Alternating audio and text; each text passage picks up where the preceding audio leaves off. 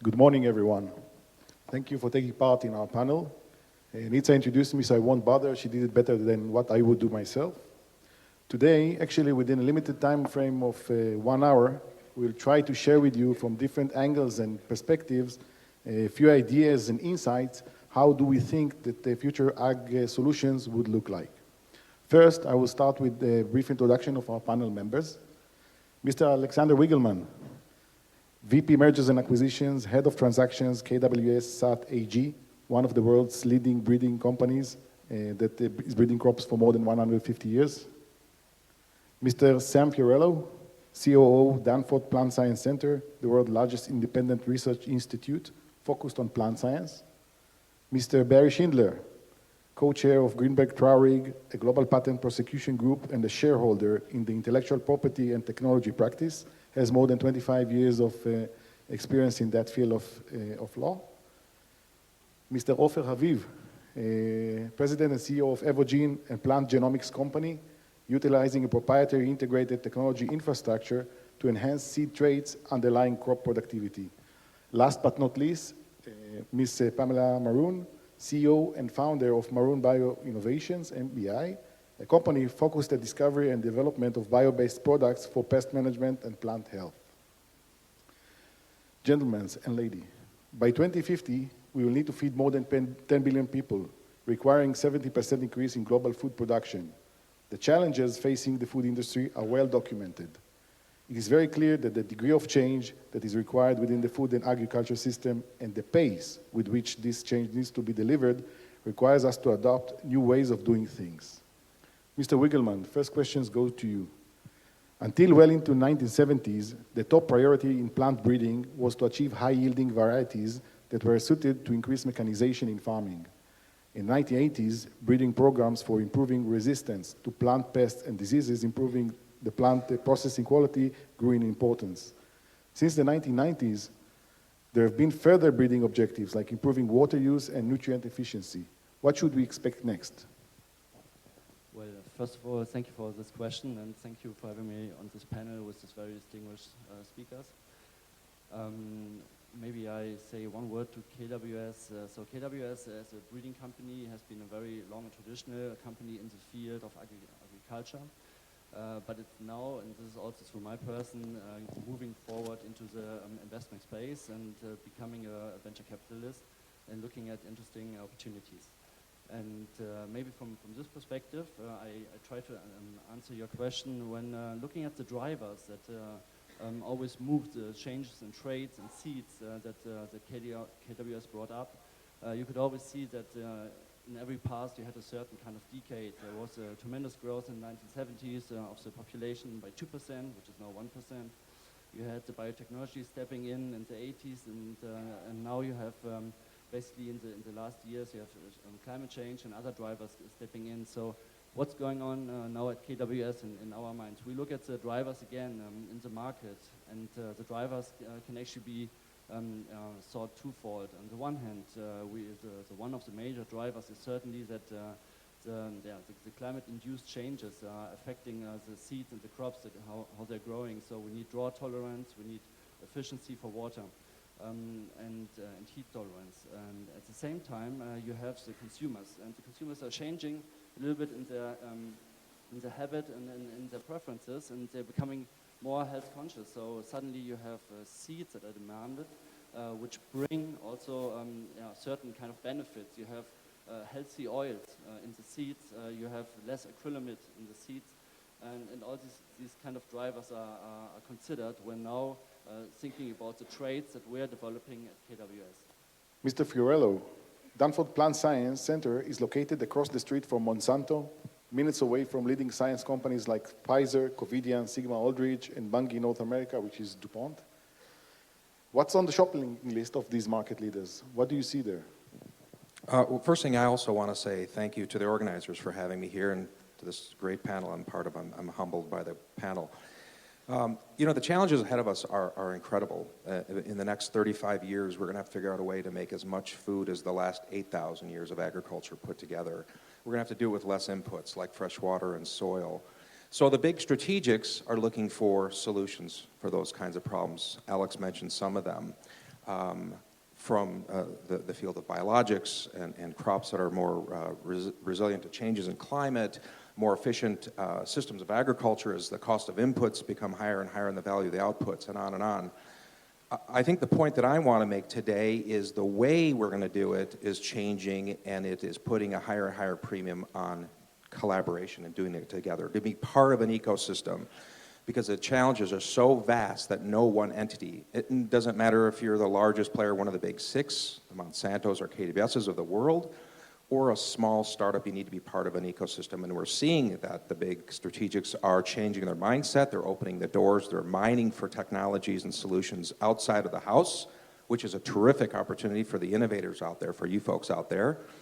But the cost of doing your business is going up and up and up. The tools needed to do your business is going up and up and up. So I run the Danforth Plant Science Center, but I also run a research park. And the research park tries to create an innovation ecosystem, putting together access to early stage technology, putting together vital core facilities, greenhouses, growth chambers, mass spec, things that cost tens of millions of dollars that any innovator, small company simply can't afford on their own. You have access to it just in time, very affordable. We put you together with partners or strategics or investors. We give you access to capital. My point is that if you're alone in an island or you're just pieces of that continuum, you're going to have a hard time succeeding.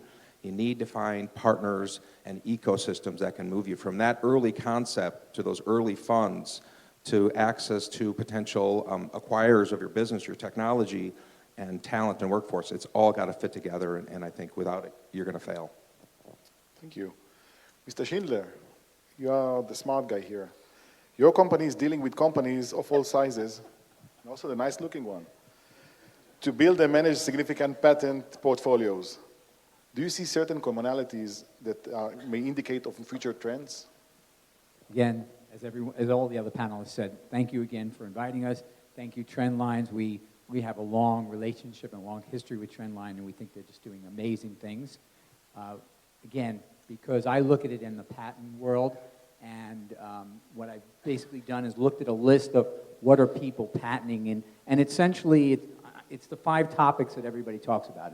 And the 5 topics are precision agriculture, food safety, alternative foods, genetically modified seeds, and clean tech. I mean, it's basically what everybody is investing in. But if you dig a little deeper, in precision agriculture, the real patenting, and this is, we've been talking about this whole convergence of all different technologies, is really in the area of laser scanning, GPS, software. So agriculture, electronics, everybody's just merging together.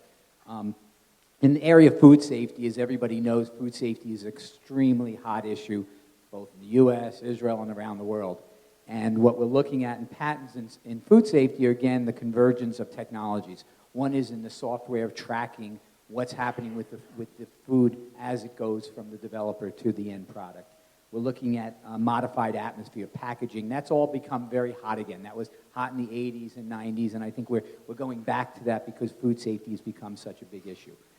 In the area of alternative foods, we're looking at supplements, nutrients, probiotics, the area of plant-based products. That's very hot in patenting. In the area genetically modified, and you'll talk a lot more about that, we continue to see much more of that. Again, I think it was hot 80s, 90s. I think it's become very hot again in the patent area because I think there's some real leapfrog that's going on. And finally, in the clean tech, lots of things, as everybody knows, if you want to get investment, you call yourself clean tech. But specifically, we're looking at a lot more patenting in the area of recycling, fertilizer alternatives, things like that that people are now diving into. 10 seconds more, but in the US, we're facing a big problem in the patent area. And the big problem in the patent area is we have the convergence of 3 major cases. It's Myriad, Prometheus, and Alice. Everybody hears these. And these are cases that are actually going against agriculture. And they essentially say that nature-based products are not patentable, and software and business methods may not be patentable. So in the US, at least, we're fighting a very big divergence. We've got a huge amount of people now wanting to patent in agriculture, and now we have a lot of these cases out there that are making it harder to get the patents in agriculture. Thank you. Interesting. Mr. Haviv, you serve as the president and CEO of Evogene for more than 10 years. Evogene, whose partners are the market leaders, play active role in shaping our future. Where are they going? You thought it's going to be easy life, huh? Okay. First, thank you for inviting me here, and thank you for organizing this important event. Please continue doing so. Can you be more specific about Yes. Yes, I'm sure that you're sitting with companies, like Big Six that you are mentioning. These are the natural partners that you're working, and you have working sessions together, and you see where are they starting to target, what directions they are moving, what is more interesting for them, and what is less interesting for them. Can you see something which can say, okay, that the vector is heading to that direction. It's not just the size of the vector, but also direction that shows that most of them are targeting to a certain direction, that it would be good to be on that direction if we want to do good collaboration, if we want to succeed in establishing a good startup in that path. In Evogene, we're working with most of the companies that, in the big seed and ag chemical company, we're working with Monsanto, DuPont, Bayer, Syngenta. We are working also with a company in our size, like with Marrone Biotechnology. Hopefully one day we will also work with AgriVest. So we're quite familiar with most of the company in our industry. And from what we see, and especially when I'm talking about the big seed ag company, so I don't think that they are focusing on a specific avenue that this is what's going to make the difference. I can assure you that Monsanto and DuPont and also Bayer are investing a lot of effort and resources in trying to find a GM solution in insect resistance. We have a very big collaboration with Monsanto trying to find a solution for yield and success through GM trade. There is a lot of effort and investment going into the direction of ag biological. I think all the big companies are heading into this direction. Monsanto started this trend of precision agriculture, and they invest a lot of money in this direction, and I believe that the other company will follow. So I believe that the solution, how we are going to solve the need to produce more with less, it won't be based on a specific type of product. It will be a holistic approach. It will be a combination of high-quality seed, which will be based on breeding, including trait from GM, together with chemical and ag biological, and there will be a decision support system, which is what it's actually precision agriculture, that will help the farmers to maximize the potential of this crop during the growing season. So there is no a specific direction. I think that each one of what I just now described, if you can bring with a real innovation, there is okay. Usually it's the other way. People. So I don't think that there is a specific trend that I would like to point on. I think that in any of the direction I just described, which is breeding, genetic modified crop, ag biological, ag chemistry, and precision agriculture, if you can bring innovation in one of these areas, there is a place for. Oh, thank you. So you managed to okay. Last week, DuPont announced it has agreed to acquire Texon Biosciences, a leading microbiome discovery company. This acquisition will build on DuPont in-house capabilities and unparalleled market access in both seed and crop protection to discover and commercialize biological solutions for agriculture's customers globally. Ms. Marrone, biopesticides represent approximately $2 billion out of $55 billion market. Looking at MBI side, I've seen that you have set up a few aggressive challenges for the company, like launching new products, new market segments, new geographies, additional crops, new customers. Where should we expect biopesticides to be within a decade, in your view? The statistics show that biologicals are growing at about 16% compounded annual growth rate compared to about 5% for chemicals. So the growth continues, and why is that? The drivers are such that you can't get the kind of yield increases that from chemicals and GM crops alone. So that's why the big companies are jumping in, because the ag biologicals offer a third solution, main leg to increase yields and quality than chemicals or GM crops alone. So we're going to a system where they're integrated solutions, where all three are integrated into programs to meet customer needs. And what are the customers, which means the growers, looking for?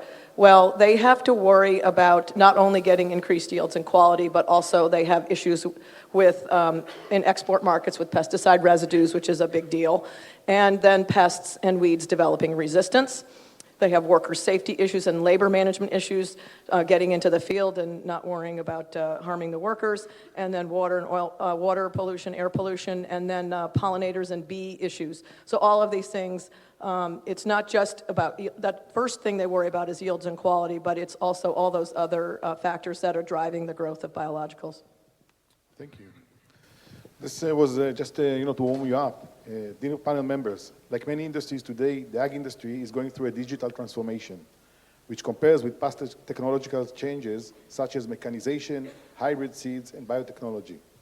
Over the next few years, innovative new uses of information in all aspects of farming, from yield optimization to food safety, quality, to distribution, to water management, fertilizer management, connected vehicles, and even new methods of growing food will be adopted. With your help, let's try to tap into some of the issues that this digital transformation has generated and most probably will have implications on tomorrow's ag solutions. We'll start with the business models because this is something that some of you have already mentioned within your opening. Digital agriculture is still at an early stage of adoption, and there is still time to shape both the technologies and the manner of adoption. Nevertheless, it is clear that future agriculture business will need an open, transparent, and neutral platforms. New ways of business collaborations is required. Mr. Haviv, Evogene collaborates with various companies worldwide to develop products and provide a complete solution for plant enhancement through combining state-of-the-art biotechnology and advanced breeding methods. Given that we are entering an era of collaborations, what key learnings can you share with companies that are considering to do this type of collaborations? First, I'm a big believer in collaboration. I think that, is it working now? Yes? I'm a big believer in collaboration. I think that for a company in Evogene side, to start to work with a collaborator in early stage, this is probably will be our preference. I think that especially these days when with this revolution of data, that there is more and more data available for researchers, I think that there is also a change in the concept in the big ag and seed companies, that the value is not in the data, the value is more in how you integrate and how you analyze it.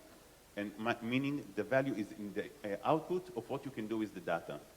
And why it's so important, because we start to see that there is willingness of the big seed and ag chemical company to share the data with other companies like Evogene, but probably they can do it also with other companies, in order to accelerate the product development process. So I think that two things happen. The first one is that there is the quantity of the data, the quality of the data, the diversity of the data is increasing significantly, but in parallel, the understanding is that the value is not in the data itself, is more what you're going to do with the data. And this has opened a new type of collaboration for a company like Evogene. And maybe I will just give one example. According to our, and I will use our collaboration with Monsanto. If in the past we were doing our part, which it was discover gene that can improve yield and other abiotic stresses, and we were doing, our part with just report to Monsanto on what we are doing, and then we deliver the genes, and they will continue the validation. So today, actually, we are working from day zero, very, very tight. We are sitting together on the product definition. We are sharing with them, even discovery strategy, et cetera, et cetera. We have a full access to the data coming from their pipeline on our genes and any other data that we might request.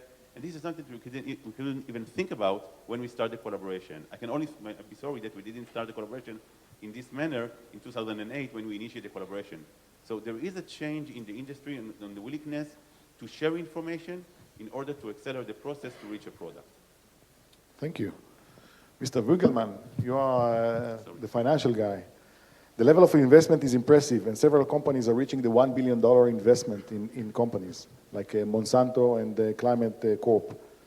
Although the value for many of the products and services have not yet been clearly established.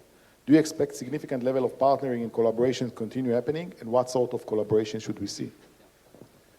Yes, so if you look at the kind of collaboration that you would probably expect, I think if you look at KWS as a very traditional seed company with all these methods and kind of ways to work, very established since 160 years, we have to open up, we have to open the window on technology because of data. Because data is now getting into our business model, it's becoming a new challenge, and we have to look beyond what we have done so far in order to gather this kind of competency. So anything that actually relates to data management and the processing and analyzing of this data, as Ofer already said, is something that for a seed company now is of tremendous value. So how do we think to partner? So I mean, as I said in the very beginning, KWS is now also being an equity partner, basically. So equity is getting in the game. At the same time, there are obviously collaborations with all kinds of companies in the field, which then are based on non-equity partnerships. But all in all, I would say that now I think there's a need to step in with money. And if you also look at the company values of Evogene, of Marrone, they tremendously have increased in these years. So I think it's going to be a very strong market. It's never going to reach the IT world in its size. So comparing the 2.4 billion invested in AgTech in 2014 to just 3.4 billion invested in ICT just in Israel itself is a tremendous difference. But I think it's growing, and the need for companies like KWS is very obvious. Thank you. Mr. Fiorello, I'll try to take you to a different angle. Danforth Center core facilities accelerate discovery by providing scientists with access to state-of-the-art instrumentation and technologies with which to expand and attain their research endeavors. What type of new collaborations and abilities would bring this digital transformation to your scientists to support their research endeavors? So the first thing, just one last point on the big data. I think one thing that we see is that our ability to acquire data has far outstripped the farmer's ability to make sensible decisions with that data. So I think the area that needs to catch up is is solutions, so farmers can take all that data and make actionable decisions easily. And so I'll park that. At the Danforth Center, we make our various core facilities available to small and earlier stage companies. Again, these are capital intensive, specialized, and we have the ability through these special piece of equipment. We, for example, have an automated phenotyping system that has 1,500 plants running 24 hours a day through conveyor belts and imaging systems to do phenotyping, throwing off a tremendous amount of data. So if you're a company in our research park and you're small stage, mid stage, and you want to make sense of that data, first of all, you need to have access to the equipment, and you can rent bandwidth on the equipment.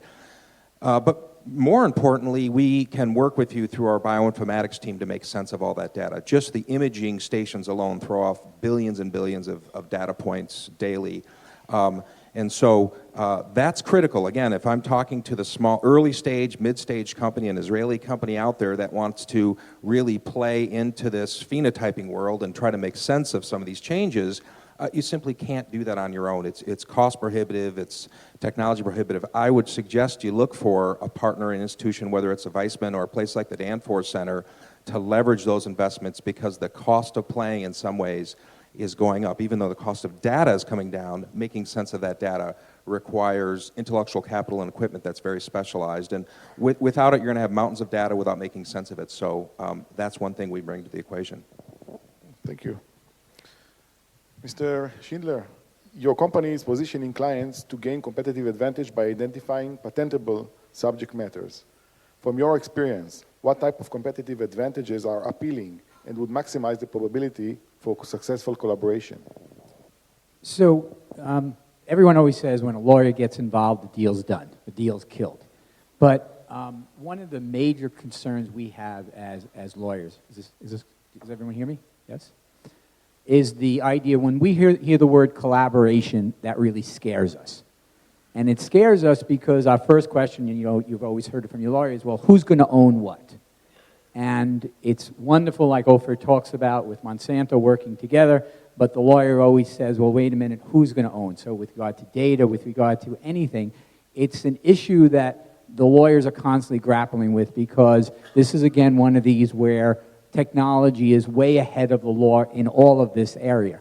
And so we don't really have good ways, I think, of really being able to help the collaboration, because a lot of times the lawyer has to stop and say, okay, well, you know, before you collaborate, who's going to own what? And then after you collaborate, who's going to own what? And it's all done through contracts. And it's across, you know, the world is all done in contracts, basically. There's really no country that has really formal rules with regard to ownership. So, so the biggest issue is we as IP lawyers face is this idea that, you know, it's wonderful that everybody talks about we should have this world of Wikipedia, essentially, and everybody just should contribute and nobody should pay and nobody should get. Now, everybody in this room and everybody out there in the audience knows at the end of the day, investors only invest because somebody owns something and there's money made. So that is the issue, if we had to say as IP lawyers, that we're really grappling with right now, that the collaboration is really an issue, because you want to be, as the lawyer, the person who assists and is not the one who is causing the problem. But what we constantly say is, and you've heard this, is the fact that whenever you start a relationship, be it with Monsanto or whatever, it's always the honeymoon period. And the honeymoon period is the time when you're in love with each other, and that's the time that you should really work out these issues, because there's never going to be that honeymoon period again. And that's when, so the word of advice we always give is work out the hard issues at the beginning. Don't kick the can down the road, because it doesn't work. But I would like to sharpen a little bit. The question is actually more specific, to see if there are certain patents or certain things that once you have patented a technology, which one of the patents is more appealing to companies to attract them to see, okay, this could be an interesting company to work with, or there isn't any such characteristics? Yeah, so I think, as we were talking about before, I mean, the genetically modified seeds, that whole area is a very hot area. And the reason for that is that typically you can look at this patent and understand the scope of it, how it applies, and so forth. You know, when you go to like precision agriculture, on the other hand, you know, people like to look at an asset and monetize it, put a value on it. And so in precision agriculture, for example, it's much harder to, you'll say, well, the industry is $10 billion, so we think we can get 1/5 of it. So what most people like, and investors in the patent side, is a patent that I can figure out much more directly how it impacts that industry and how much is the industry going to adopt that. And it's much harder in a lot of areas that we're talking about future adoption. Future adoption is a problem in a patent, because now you're speculating about value. Thank you. Ms. Marrone, there are claims that when incorporated into crop production and pest management programs, biopesticides offer the potential for higher crop yields and quality than chemical-only programs. In your view, what would be the impact of the emerging precise agriculture on adoption of biopesticides? The impact of the precise agriculture adoption on the use of biopesticides. So the impact of precision agriculture on the adoption of, there's a lot of interesting technology that can be applied to the area of biologicals. So I'll give you two examples. There's two companies, Spensa and Semios, and they have remote sensing inside some pheromone traps. This is using mating disruption for controlling caterpillar insects. And so the male and the female can't mate, and they don't destroy the crop. So these companies are developing techniques where the farmer no longer has to go into the field, or his fieldmen go into the field and manually go out and count the number of moths that have hit the trap. And there's remote sensing devices inside the traps, and they can just log into their computer and see how many moths are in there. It's an amazing improvement in efficiency of what has been a very expensive technology for the farmer.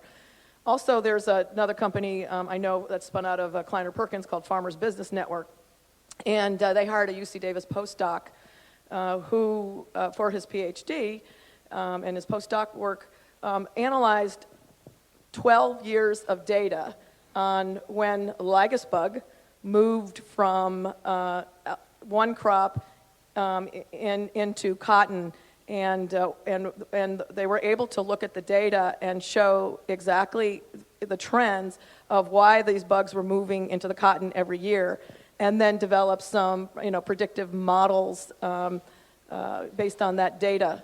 So here's just well, then there's another company from Stanford that is developing an automatic weeder.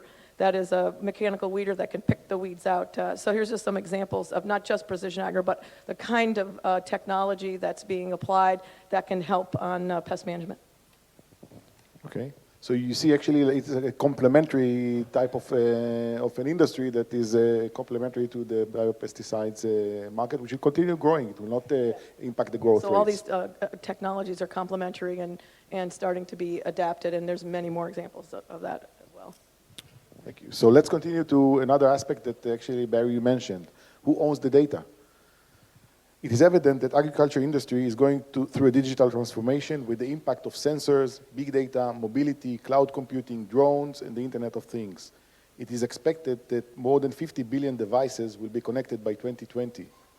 Data ownership and data privacy are referred as some of the most controversial issues. The big question is who exactly will end up owning all this data and who gets to determine how it is used. Mr. Schindler, to date, the industry has not focused much attention on the legal uncertainty about data ownership and the usage rights among farm operators, landowners, agri-retailers, and other local service providers to farmers. Can you highlight the main legislation gaps? The answer is there are no legislative gaps because there are no legislation. So let me just point out, so Greenberg being a global firm, in data privacy we have a huge group, and we do a lot in this area. And most people think in data privacy, medical records, and so forth. So agriculture is way behind in the area of data privacy right now. And they're trying to figure out what model to adopt. And I just want to do a shout out for one of my partners here is Adam Snukel, who's in our Tel Aviv office, who does this data privacy and so forth. But so the bottom line is it's in contracts again.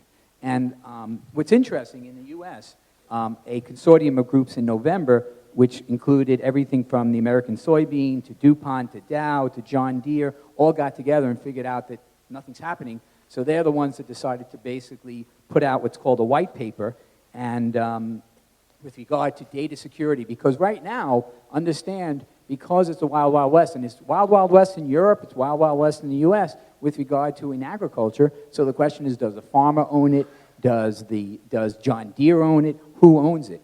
And this group got together and they came out with a number of points. And the points were that everybody recognizing that this information is amazing. And as pointed out by Sam, the other problem is, like we have in the medical area, big data. You can have a lot of big data, but what do you really do with that big data? And how does the farmer really use that data? And how do you do that? So recognizing that, they came out with a number of points. And they basically said that farmers, one of the key things is farmers should be notified when their data is being used. Because right now, a lot of that is just being sent out, farmers aren't aware of it. Whether farmers are going to own it or not, that's going to be the query, because as people understand, in the US, for example, if you're a patient, you don't own your you don't own the data, it's the provider and the doctor who owns it. So right now in agriculture, we don't have those answers. So again, my response is you have to really do it through contract. And we don't really have good answers. What is the right model? I mean, I think if I asked Adam, and if you asked other people, people would debate what is the best way to own. But clearly it should be like everything is going, that understanding where your data is going and how it's being used.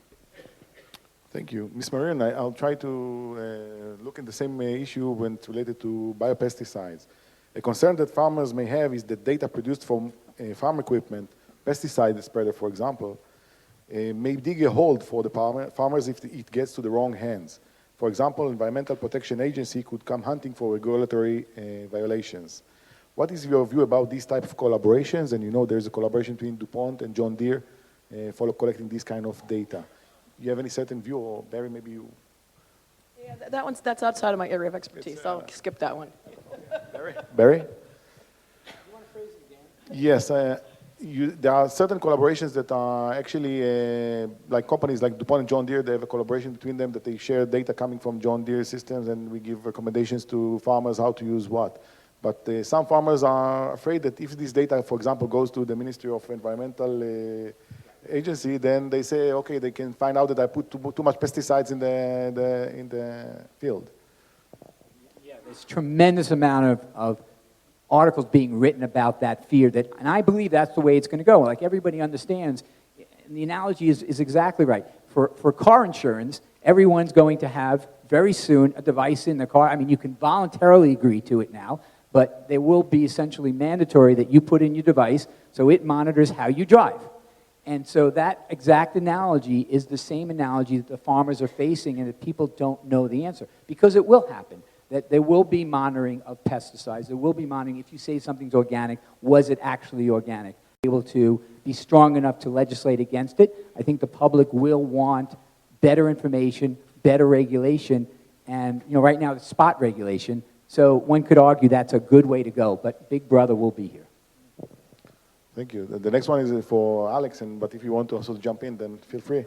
Another concern that the data ownership is among farmers is actually that suppliers will harness the data to engage in price discrimination, for example, in which they charge some farmers more than others for the same product. What type of measures you believe should be taken in order to mitigate that concern? Well, I would also answer this question as an economist rather than being a representative of KWS. So I think the first most important part is that there should be standards in some kind of how the data is being harnessed, how it's... Sorry, do you hear me better? Okay, sorry. Okay. Okay, just to repeat, so I would answer this question as an economist. So I think the most important thing is to have standards there, so the farmers are actually aware of what's being taken from them and where this data is going. So transparency through standards. At the same time, the farmer, I mean, there must be a value to this data, and the value is there already. It's being harnessed, and some companies have recognized this, some haven't. So if there's transparency, and you have basically an asset which is called data, and you can look around and find someone who wants to pay money for it, okay, then you have demand and supply into a Nash equilibrium somewhere. So if there's transparency and you have this data, you harvest it as a farmer, you put it on your server and someone asks for it, then you can actually sell it to him. I mean, all in all, it's going to go this route. I would assume that the data itself is going to be a valued and recognized asset also to the farmer, and basically has to be paid for. Thank you. I'll phrase your answer as a question. So it's a question for all of you that want to comment. How would you see a balance between protection for individual data ownership and benefits to multiple users happening? So standards you mentioned is one thing, but do you see other things that are required to ensure that there is a balance between the things?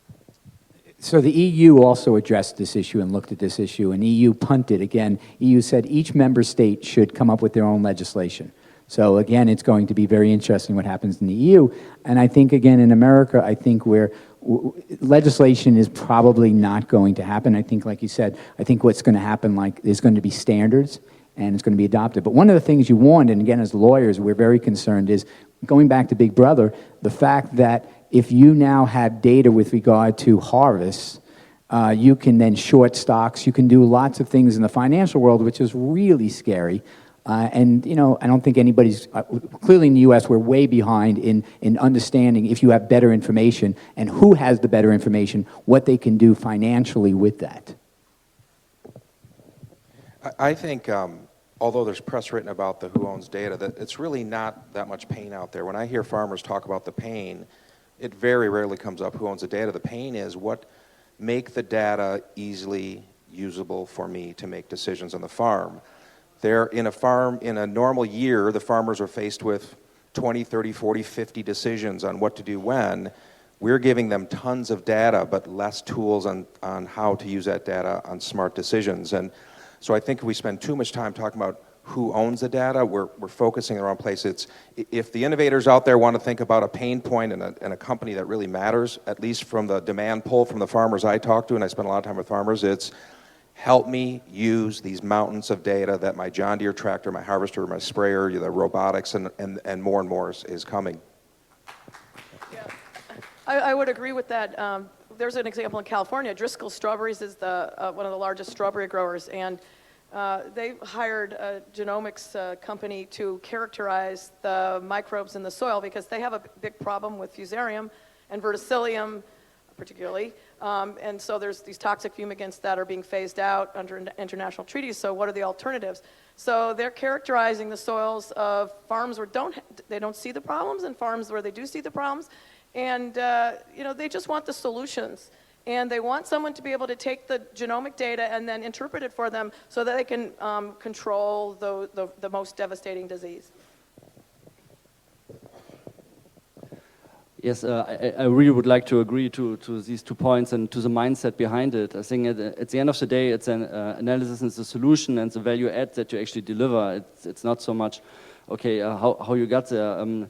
Still, at the same time, I mean, as was said already, we're in the Wild West at the beginning. Things are just emerging, and so, I think the standards on the one hand, on the other hand, the better solutions, the analysis, they're all coming up, and I think one reason why KWS has also now has moved to St. Louis in order to be in this kind of market, in this mindset, and get away a little bit from the European restrictive mindset on data, and especially the Germans are very casual.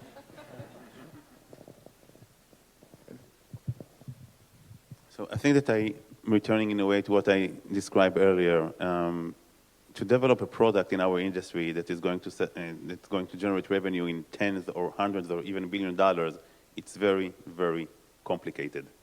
And with all the respect to the data, this is just the beginning of a long, long process. So there is a way to solve the issue of who owns the data, and this shouldn't be the focus. The focus is how you accelerate the process. And as I said, today we see a willingness of companies. We have 2 collaborations with DuPont. And the willingness today to share information in between Evogene and DuPont, again, it's really, we are working together because everybody today, and I think it's always mentioned by you, that to develop a product is very complicated. You need few companies to work in full transparency in order to come to a solution. And I think this is the direction the industry is going to. Thank you. So let's try to take you to a virtual time machine and take you 10 years into the future. Now the year is 2025 and the world population exceeded 8 billion people. And it's a question for you all. What type of solutions and evolutions should we expect to see, if any, to ensure that we will be able to feed the world of 10 billion people by 2050? No vision. Oh, Better microphone. of course, I'm biased. I believe biologicals are going to save the world. No. Yeah. But seriously, we have a time right now where we're chemical intensive agriculture, $55 billion in chemicals. And then when you're doing pest control, the farmers pick the chemicals and then they dial in biologicals only when they can't use the chemicals. So I see that we are going to be reversing that trend, and that 2025 might be a good time where we have biologicals as a base of the program, and then you only dial in the chemicals when needed. I think that's where we're going. I would just add that I think whatever the solutions are, the way we're going to get there for sure is more and more of these kinds of early stage entrepreneurs coming up with new ideas for new companies and figuring out ways to eliminate barriers for these companies, because it's really hard. Steve mentioned in his opening remarks the great success here in Israel of getting ideas and companies to a point and then hitting the valley of death or some sort of inflection point. So together, cooperating with Israeli companies and places like the Danforth Center and Bridge Park.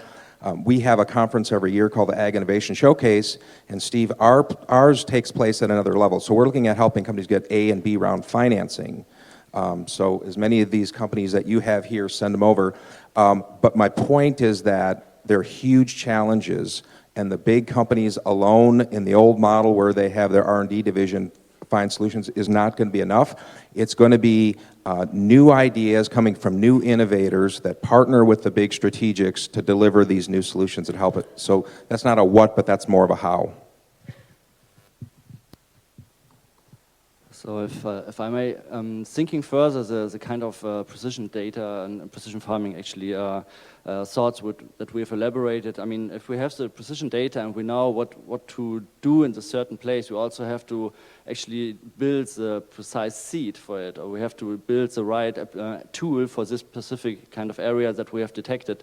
So I think that the customized seed basically is something that at KWS we are looking for into this direction, having various forms of protection, including for sure biologicals as being a major part of it. I think this is one of the points, and the other point in order to be a more precise farmer, as a farmer also has to probably give away some decisions and some of the very low-level kind of data generation and analysis that exists today to the more specialized experts that give a better solution to him. So I think this is a world in probably 10 years, and what comes next is, I think we have to debate in 10 years. I'm just going to end with, you asked with the lawyer's viewpoint, forget it. No, I think the other last thing is if you take a look on the other side of the consumer, like we have personalized medicine, I think we're going to have a lot of personalized food, and agriculture is going to have to do that, and I think all the comments we talked about will happen that way, because I think personalized medicine and personalized food are going to merge together.